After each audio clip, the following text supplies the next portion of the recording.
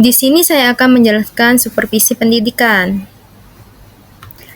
Perkenalkan, nama saya Wana, NIM 2405111093 dari Matematika 24064.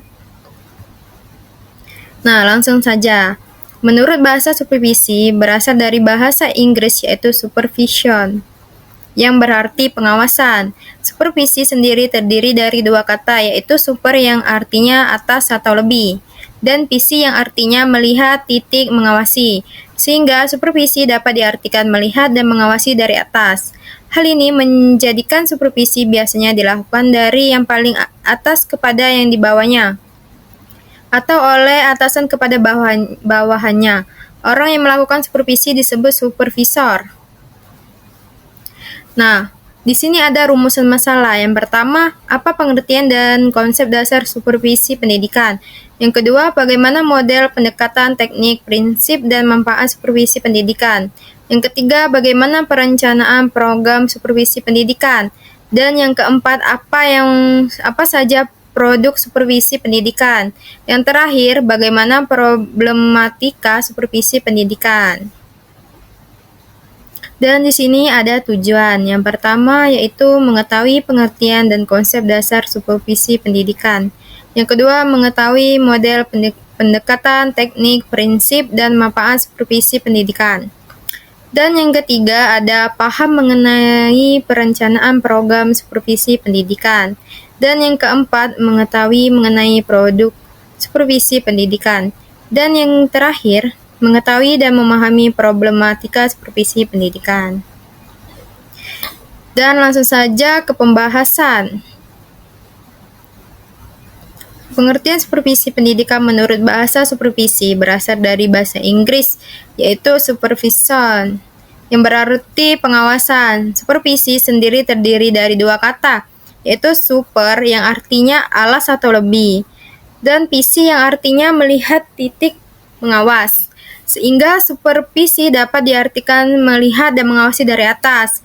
Hal ini menjadikan supervisi biasanya dilakukan dari yang paling atas kepada yang di bawahnya, atau oleh atasan kepada bawahannya.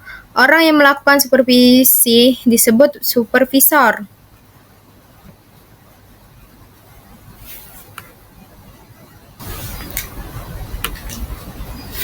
Dan di sini ada beberapa pendapat mengenai pengertian supervisi menurut para ahli. Di antaranya yang pertama, menurut Muhammad Ngalim Purwato dalam bukunya Administrasi dan Supervisi Pendidikan, beliau memberikan pengertian bahwa supervisi pendidikan adalah suatu aktivitas pembinaan yang direncanakan untuk membantu para guru dan pegawai sekolah lainnya dalam melakukan pekerjaan secara efektif.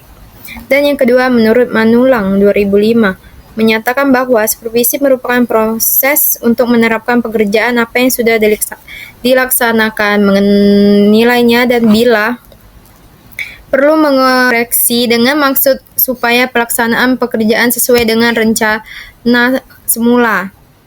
Supervisi merupakan usaha memberi pelayanan agar guru menjadi lebih profesional dalam menjalankan tugas melayani peserta didik. Dan yang ketiga, menurut Kibal Wiles merumuskan bahwa supervisi adalah sebagai bantuan dalam pengembangan situasi belajar mengajar yang lebih baik.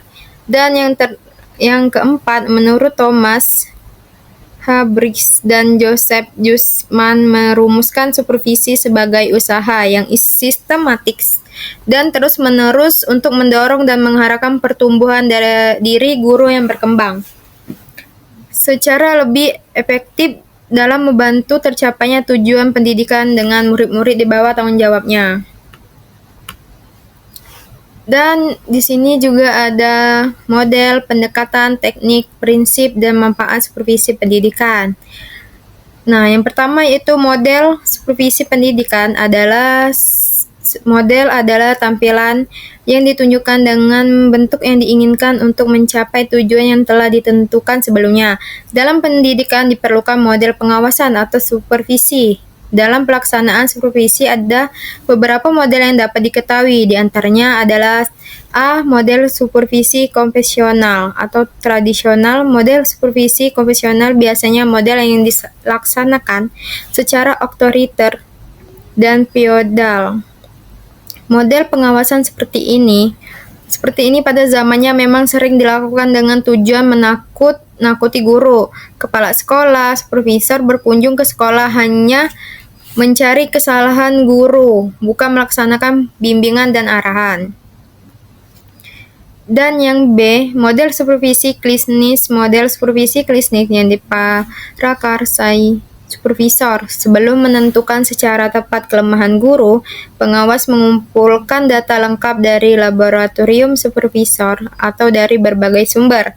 Dan yang C, model supervisi ilmiah. Supervisi ilmiah sebagai model dalam supervisi pendidikan dapat digunakan oleh supervisor untuk menjaring informasi atau data dan menilai kinerja sekolah atau madrasah dan guru dengan menyebarkan angket. Dan yang ke-D, model supervisi artistik. Dalam model ini guru merasa dibimbing, dibantu, diterima, merasa aman, dan termotivasi untuk lebih maju. Sikap mau menerima dan mendengarkan keluhan guru sehingga orang lain merasa senang dan dihargai. Mendukung pendapat guru adalah merupakan sikap dalam model artistik. Dan kedua, pendekatan supervisi pendidikan. Nah, ya, pendekatan langsung. Pada pendekatan ini, supervisor memberikan arahan langsung. Sudah dipastikan bahwa dalam pendekatan ini yang lebih dominan adalah perilaku supervisor. Pendekatan ini berdasarkan pemahaman terhadap psikologi behaviorisme. Prinsip behaviorisme adalah segala perbuatan berasal refleks, yaitu respon terhadap rangsangan atau stimulus.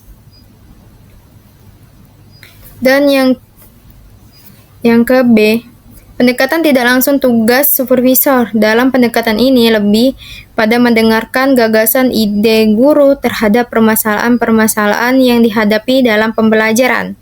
Serta supervisor juga meminta guru menyampaikan hal-hal yang kurang dipahami, berkenaan dengan pembelajaran dan mewujudkan inisiatif, kreativitas, serta inovasi guru dalam mengatasi masalahnya. Dan yang ke-C, pendekatan kolaboratif. Pendekatan ini adalah cara pendekatan yang memadukan cara pendekatan direktif dan non-direktif menjadi cara pendekatan baru. Pada pendekatan ini, baik supervisor maupun guru bersama-sama bersepakat untuk menetapkan struktur, konsep, dan kriteria dalam melaksanakan proses percakapan terhadap masalah yang dihadapi guru. Pendekatan ini dua arah, maksudnya dari atas ke bawah atau dari bawah ke atas. Dan yang ketiga yaitu ada teknik supervisi pendidikan. Nah, teknik supervisi pendidikan ini adalah alat yang digunakan oleh supervisor untuk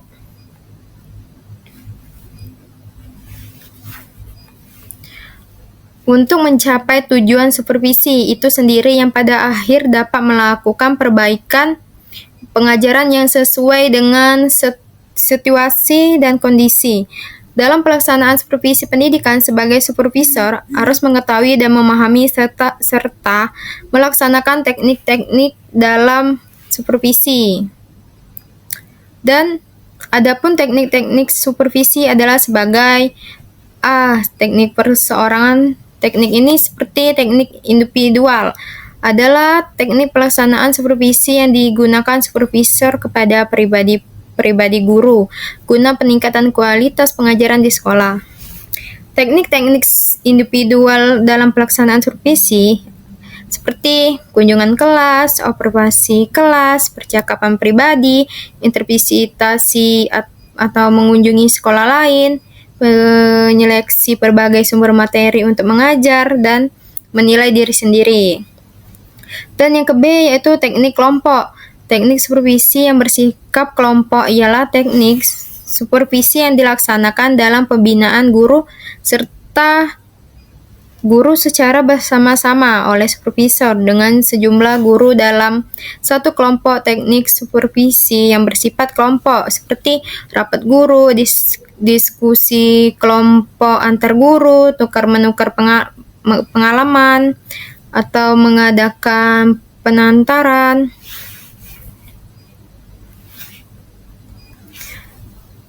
Nah, dan yang keempat yaitu prinsip supervisi pendidikan.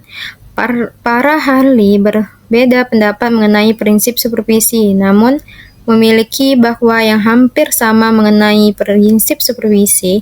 Menurut dalam buku panduan supervisi Akademi Dirjen PMPTK dinyatakan bahwa sejumlah prinsip dalam supervisi akademi meliputi A. Prinsip praktis, yaitu berkaitan dengan kemudahan dalam melaksanakan kegiatan sesuai dengan kondisi sekolah. Dan yang ke B, prinsip sistematik, berkaitan dengan perencanaan program supervisi yang matang dan tujuan pembelajaran. Supervisi objektif berkaitan dengan masukan sesuai aspek-aspek instrumen yang akan digunakan dalam supervisi. Dan yang ke D, prinsip realistis berkaitan dengan kenyataan sebenarnya dalam melakukan supervisi. Dan yang E, prinsip antisipatif berkaitan dengan kemampuan dan menghadapi masalah-masalah yang mungkin akan terjadi.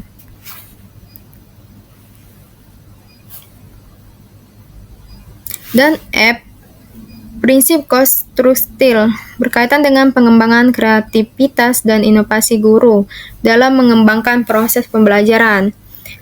Prinsip kooperatif berkaitan dengan kerjasama yang baik antara supervisor dan guru dalam mengembangkan pembelajaran. Dan prinsip kekeluargaan berkaitan dengan pertimbangan saling asing dan asuh dalam mengembangkan pembelajaran. Dan prinsip demokrasi berkaitan dengan pemahaman bahwa supervisor tidak boleh mendominasi pelaksanaan supervisi akademi. Dan yang J, prinsip aktif berkaitan dengan keaktifan guru dan supervisor untuk berpartisipasi. Dan yang K, prinsip humanis berkaitan dengan kemampuan guru menciptakan hubungan kemanusiaan yang harmonis, terbuka, jujur, sabar, dan antusias.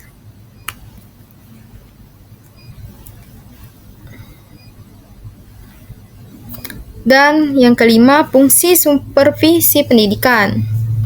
Beberapa fungsi dari supervisi pendidikan ialah A. Mengkoordinasi sebuah usaha sekolah. Usaha sekolah seperti yang pertama, usaha tiap guru.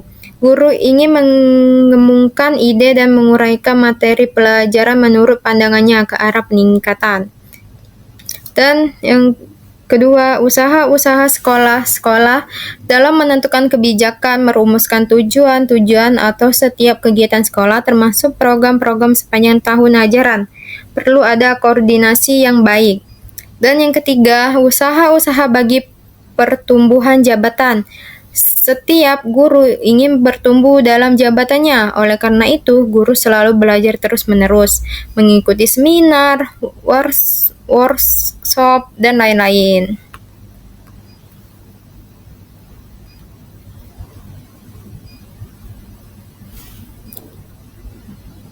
Dan B, memperlengkapi kepemimpinan sekolah. Kepemimpinan merupakan satu keterampilan yang harus dipelajari dan membutuhkan latihan terus-menerus. Dan memperluas pengalaman guru. Supervisor harus dapat memotivasi guru-guru untuk mau belajar dan pengalaman nyata di lapangan. Mentimulasi usaha-usaha sekolah yang kreatif. Seorang supervisor harus bisa memberikan stimulus agar guru-guru tidak hanya berdasarkan instruksi atasan, tetapi mereka adalah pelaku aktif dalam proses belajar mengajar. Dan memberi fasilitas dan penilaian terus-menerus. Penilaian yang diberikan harus bersifat menyeluruh dan kontinu. Dan menganalisis situasi belajar mengajar. Tujuan dari supervisi adalah untuk memperbaiki situasi belajar mengajar. Dan yang G, memberikan pengetahuan dan keterampilan kepada setiap Anggota staf supervisi berfungsi untuk memberikan dorongan simulasi dan membantu guru agar dapat mengembangkan pengetahuan dan keterampilan mengajar.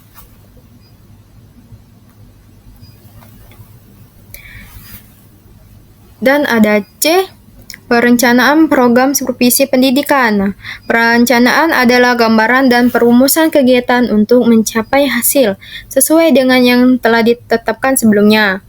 Hal ini untuk mengusahakan agar rencana mengenai pelaksanaan dipersiapkan dengan seksama dan dilaksanakan dengan tepat. Seorang supervisor dalam melaksanakan tugasnya setidaknya telah membuat perencanaan program kerja terlebih dahulu sebelum mengadakan kunjungan ke sekolah yang menjadi wilayah kerjanya. Nah, pengawas sekolah merupakan salah satu unsur penjamin mutu pendidikan. Pelaksanaannya terbagi beberapa tahapan, yaitu yang pertama, penyusunan program pengawasan. Setiap pengawas sekolah menyusun program pengawasan yang terdiri atas program tahunan untuk seluruh sekolah binaan dan program semester untuk masing-masing sekolah binaan. Dan yang ke-B, pelaksanaan program pengawasan.